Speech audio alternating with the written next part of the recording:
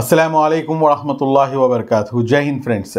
చిత్తశుద్ధి అన్న పదానికి మనం నిజంగా నిర్వచనం ఈ రోజున ఏదైతే ఈ నూతన ప్రభుత్వం ఏర్పడిందో గౌరవ నారా చంద్రబాబు నాయుడు గారి యొక్క పాలనలో మనం దాన్ని చూడటానికి చాలా ప్రత్యక్షంగా ఈ రోజున ఒక ఎగ్జాంపుల్ అనేది ఆ చిత్తశుద్ధికి నిదర్శనం.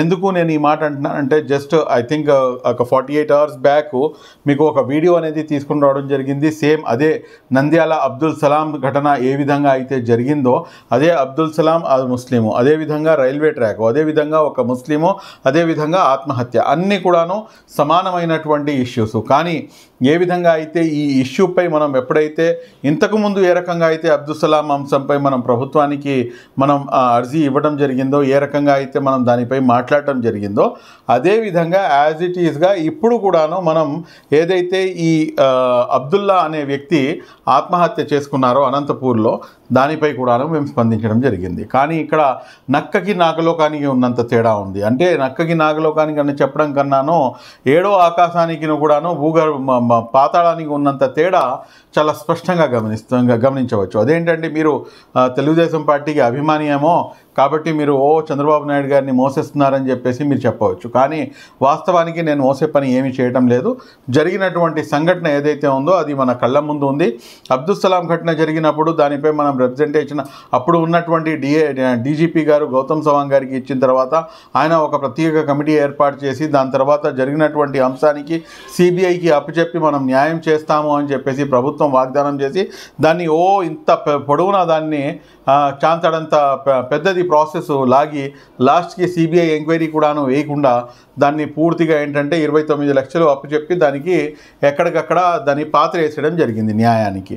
కానీ ఇదే అంశము అబ్దుల్లా అన్న వ్యక్తి ఏదైతే just last Friday I think అతను ఆత్మహత్య చేసుకున్నాడు. తాగిన మైకంలో తీసుకెళ్ళి బండి ఒకరికి గుద్దడం, దాని తర్వాత అతనికి ఒక పోలీసులు కూర్చోపెట్టి సెటిల్మెంట్ అని చెప్పేసి చెప్పడం వల్ల అతను అంత డబ్బు కట్టుకోలేక అతను వెళ్ళి ఆత్మహత్య చేసుకోవడం, దాని తర్వాత మైనార్టీ హక్కుల పరిరక్షణ సమితిగా మేము దానిపై స్పందించడం, ఇదంతా కూడాను మీకు అందరికీ తెలిసిన అంశమే. కానీ ఈ రోజున మీరు చూసుకుంటే కనుక ఏదైతే పోలీసు శాఖ ప్రభుత్వం యొక్క ఆదేశాల మేరకు జి విజయ్ కుమార్ గారు, సుధాకర్ గారు మరియు అదేవిధంగా అరవింద్ గారు వీరు ముగ్గురిని కూడాను అనంతపురం రూరల్ పోలీస్ స్టేషన్ నుంచి వీళ్ళందరినీ కూడాను వీఆర్కి పంపించి వేస్తూ అదేవిధంగా వీళ్ళందరిపై కూడాను ఏదైతే డిపార్ట్మెంటల్ ఎంక్వైరీ ఉందో దానికి ఆ ఎంక్వైరీ వాళ్ళపై నడపడం అనేది, వాళ్ళపై ఇమ్మీడియట్గా యాక్షన్ తీసుకోవడం అనేది ఈ రోజున మన ముందు ఉన్నటువంటి ఇది వాస్తవం. ఇది చిత్తశుద్ధి.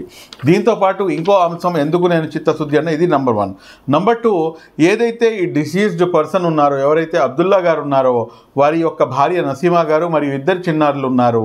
ఈ విషయాన్ని గ్రహించినటువంటి పెద్దలు మా మైనార్టీ మంత్రిత్వ శాఖ మంత్రివర్యులు మరియు అదేవిధంగా న్యాయశాఖ మంత్రివర్యులు జనాబ్ శ్రీ ఎన్ఎండి ఫారూక్ గారు దీనిపై త్వరితగతంగా స్పందించి మేము ఇచ్చినటువంటి రిప్రజెంటేషన్ త్వరితగతంగా స్పందించి ప్రభుత్వం నుంచి ఎక్స్గ్రేషియా ఇస్తే కనుక కేవలం ఒక 2 సంవత్సరాలు 1 సంవత్సరం వాళ్ళు హ్యాపీగా బతకగలరు అంతే, దాని తర్వాత వాళ్ళ యొక్క జీవితం అనేది ప్రశ్నార్థకంగా మారుతుంది అని చెప్పేసి తెలుసుకొని ఇమ్మీడియట్గా ఆయన ఉన్న బలంగా ఏం చేశారంటే ఏదైతే అనంతపూర్లో ఉన్నటువంటి మైనారిటీ హాస్టల్ ఉందో అందులో ఒక అవుట్సోర్సింగ్ ఉద్యోగాన్ని ఆ అమ్మాయికి ఇవ్వాలి అని చెప్పేసి అధికారులతో మాట్లాడటం జరిగింది.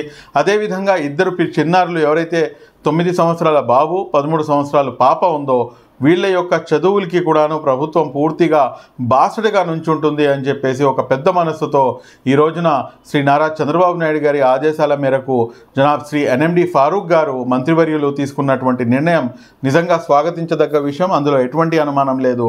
అదేవిధంగా డిపార్ట్మెంటు మరీ ముఖ్యంగా ఎస్పీ అనంతపూరు మరియు డీజీపీ గారు వీళ్ళందరికీ కూడాను మనస్ఫూర్తిగా మైనార్టీ హక్కుల పరిరక్షణ సమితి తరపు నుంచి ధన్యవాదాలు తెలియచేయాల్సినటువంటి బాధ్యత మనపై ఉంది.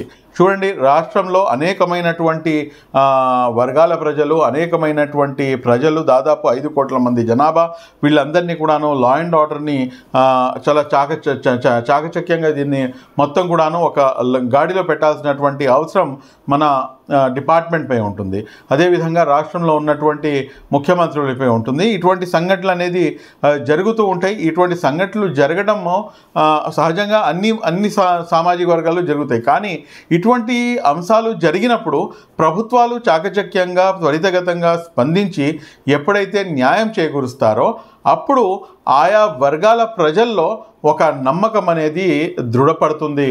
తద్వారా ఏమిటంటే ఈ ప్రభుత్వం మన అందరి కోసం పనిచేస్తుంది, ఈ పోలీసులు మన అందరి కోసం పనిచేస్తున్నారు, పోలీసులు న్యాయం వైపు నుంచి ఉంటున్నారు, ప్రభుత్వం న్యాయానికి బాసటగా ఉంటుంది, జరిగిన సంఘటనకి త్వరితగతంగా స్పందించారు, మానవ దృక్పథంతో స్పందించారు అన్న ఒక మంచి పేరు ఈ రోజున గౌరవ నారా చంద్రబాబు నాయుడు గారి ప్రభుత్వానికి వచ్చింది అని చెప్పడంలో ఏమాత్రం కూడాను అతిశయోక్తి లేదు.